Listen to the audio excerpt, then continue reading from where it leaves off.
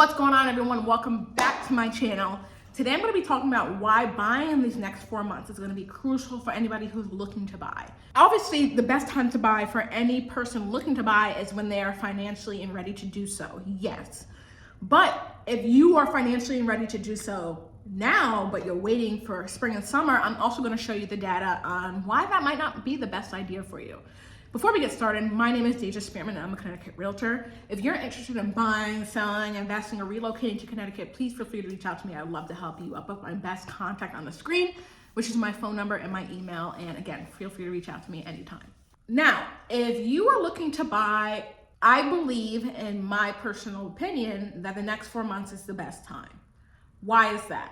Well, the Feds just announced that they are planning on cutting interest rates 6 times next year. Now, if you are interested in buying this year and maybe you didn't get a house or maybe you're waiting for spring, I personally do not think waiting for spring or summer is going to be good. And I say that because this summer and spring was already crazy and interest rates were high. I believe that they hit about 7.9, 8.1. That's the highest it hit. Now, don't quote me. I'm not a lender. But if I remember correctly, they were high, yes. And it was still a bidding war out here. I was putting offers like 70,000 over asking and still like getting accepted. Like, interest rates aren't stopping people. People that need homes are going to buy homes regardless of what's happening in the world. Because guess what? Even with a high interest rate, you can always refinance. If they're planning on cutting interest rates 6 times next year, and it's also an election year, which is known, everything also slows down a bit before the election year as in interest rates, but then it shoots right back up. So the interest rates aren't stopping a lot of people. And we're also in a nationwide shortage. So for those that are either renting and the rent is being increased, or those that just need a home and, like, let's say you're using the time to own program, rates aren't stopping you. You need a home at the end of the day. People want equity. They want to stop paying somebody else's mortgage. And so with that, with the Feds cutting interest rates 6 times, again, people were bidding, paying 100,000 over asking at 8%. Imagine when it gets down to the 6s. A lot of people, a lot of objections I've been hearing are interest rates. Interest rates are high, X, Y, and Z, yada, yada. So those people who are sitting back waiting for the interest rates, on top of the people that also lost offers already during the summer, on top of people who are next year, their leases are ending and they need a home, those are already 3 categories, on top of people relocating. Like, there's so many people who are going to be looking to buy that interest rates don't matter to them. You know, you have to weigh the pros and cons between buying and renting, where your current situation is. It doesn't make sense for me to put up maybe a bigger chunk of change now, but to have equity later. That's definitely one of the reasons why buying in these next 4 months are crucial. Because I personally think if the market this year was this hard, I can literally only imagine next year.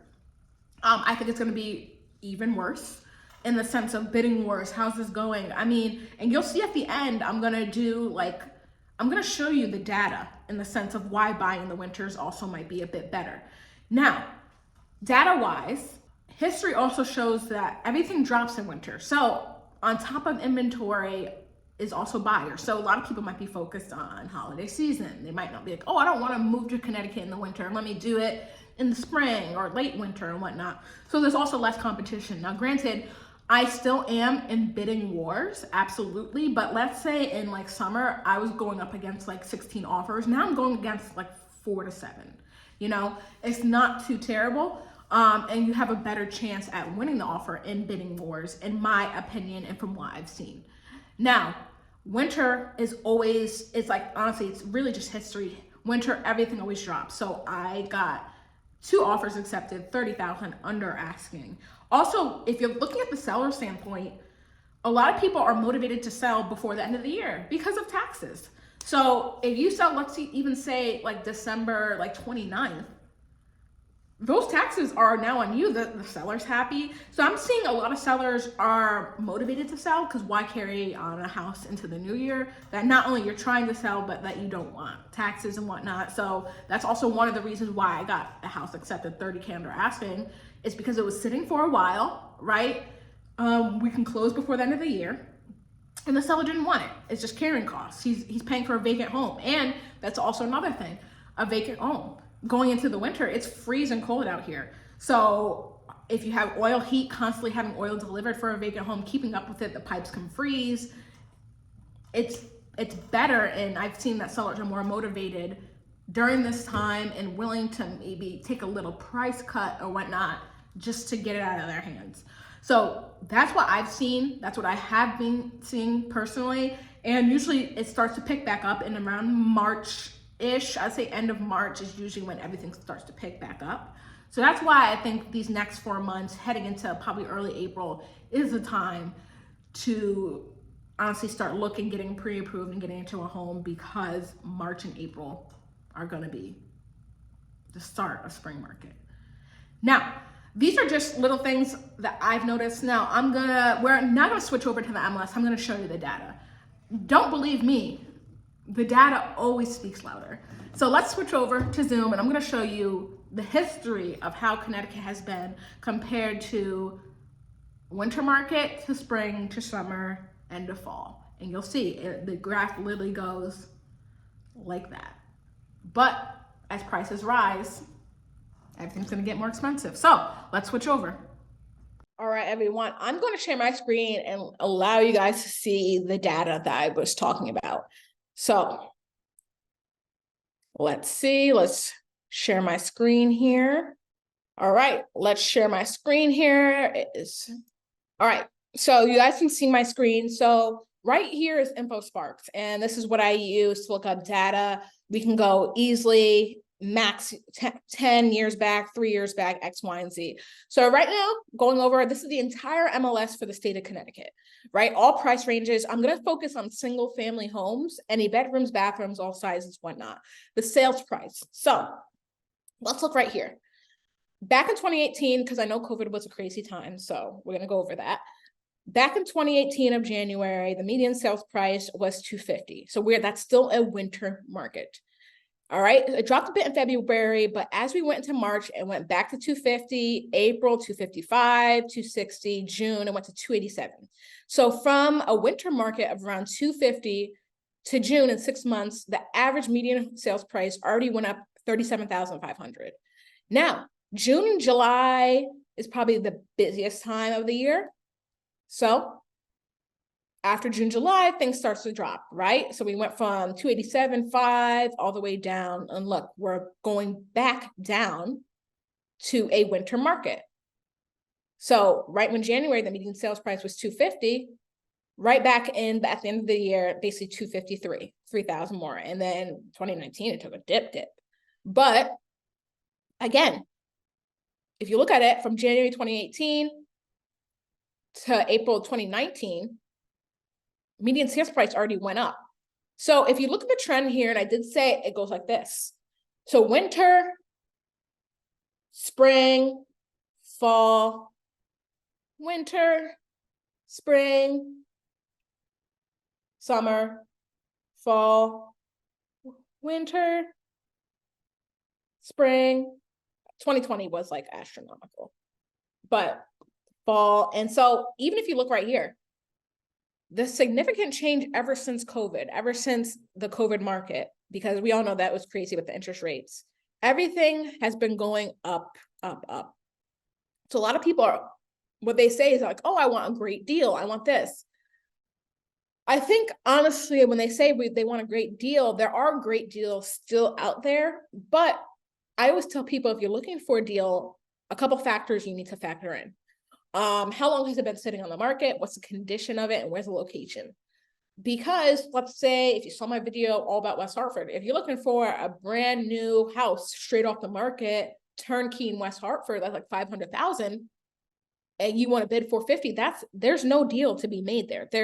Your offer probably won't even be looked at. Now, granted, it will be. I'm just like saying that you won't get a deal out of that. Houses that are just new to the market, priced correctly, great condition, with this amount of competition, there's not a deal to be made. Usually, your best deals when you're going under asking or whatnot, and you're actually going to accept it, is because it's sitting, the location, or the condition. Now, median sales price, again, July, November. I keep saying it, people. that winter is when homes drop, right here. As you see, October, November of every year that we went through, it always drops. And as we enter January, February, March, really more so March, that's when everything starts to rise. So if you look at 2022, right? January 2022, 335,000 was the average. By July 2022, by July 2022, the median sales price was 405,000. Almost 70, I would say 65,000. No, that's $70,000 more. There is tons of competition out there, everyone. And even look right here. Look at the dip that we had in January. Going straight out again. Median sales price was 430. And as we start to drop, but look at that. 397,000 is the median sales price. When was the last time the median sales price was around that? Barely. I would say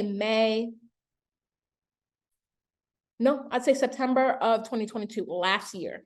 So a lot of you are waiting for a deal or you're waiting for the spring, but history right here shows that spring is when all the prices start to go up. You're going to be paying more in the spring and summer than you are in winter. Now, I can't promise that. Now, granted, there are still multiple offers and you still might be paying a bit more. But again, I was putting an offer of 70,000, 80,000 over asking and not getting accepted.